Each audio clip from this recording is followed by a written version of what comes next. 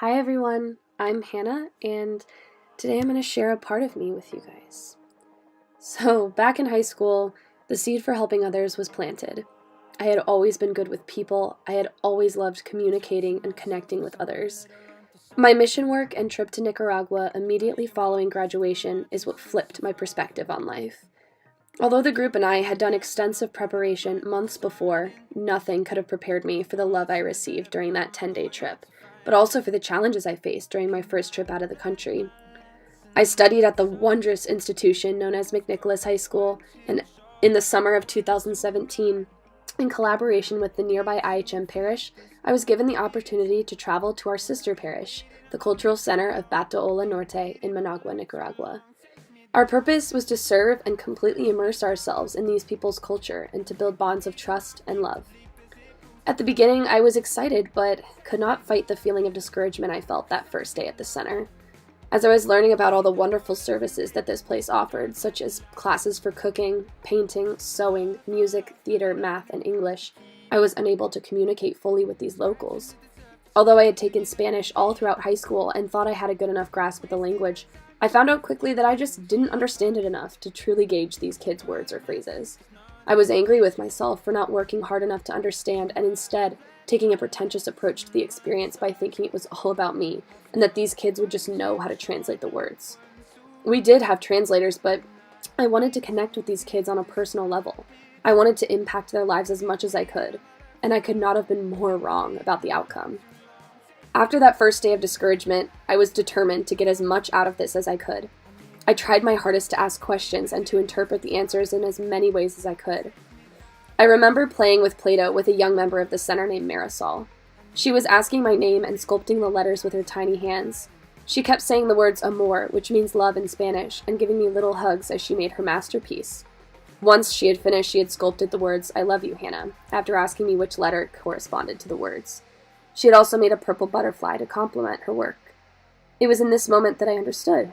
I knew why I had come here. Here I am, in this foreign country, trying to have a full understanding of it before I went. Trying to prepare fully, therefore prohibiting myself to be challenged, when all I really needed to do was to be present. I wanted to have so much control over an experience that was not mine to dictate. Looking at Marisol that day, so proud of what she had made, I realized that I did not have to speak her language to connect with her. The initial spark that helped us grow closer was just in the intent and the plain creation of something that was universal to both of us. The simple trust she had in me and her capacity to love a stranger she had just met taught me loads more than I ever could have learned in a classroom. It showed me that words can mean something to an extent, but it's really your actions that impact people and show people how sincere you can be as an individual. I spent the rest of the trip with this mentality, and the experience flourished right at my feet. I let go of my own perceptions and just let it happen. I listened, I asked questions, I was not afraid to say that I didn't know something, and I thrived in this understanding. I figured out I have a passion for people, and I know I'm good at connecting on that personal level, English or not. There still has not been a single experience to this day that has more meaningfully affected me than those 10 days with those kids and faculty. They let in a stranger to their home, and I left ignited. They hold a special place in my heart and helped me realize that in order to help and impact someone, you have to learn and understand them and listen to their story. It helped me identify a part of my vocation and purpose as a member of this society, and that is the ability to be an empathetic and understanding individual. So, why entrepreneurship? In short, the experience in Nicaragua helped me go outside of my comfort zone to discover these truths. I had to put aside my pride and let go. One of the biggest lessons I've learned in the past few years is how to be empathetic towards others, but also how to know when to think of myself. The only way to come up with solutions to issues is to ask questions and to search for my why.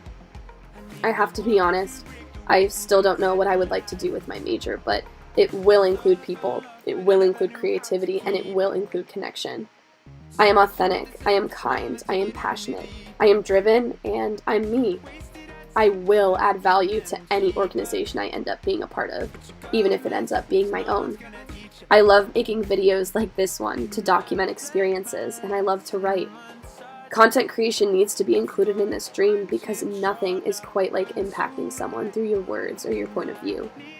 But I can't achieve this without the tools that I know I will learn how to use through this program. I've already learned so much from my classes and have become so inspired to live my brand in just a few short weeks.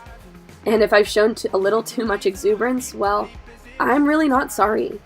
In fact, I want to work on nixing that word from my vocabulary completely. So in conclusion, bring on the challenges, the confusion, and the failure. It's the only way to succeed.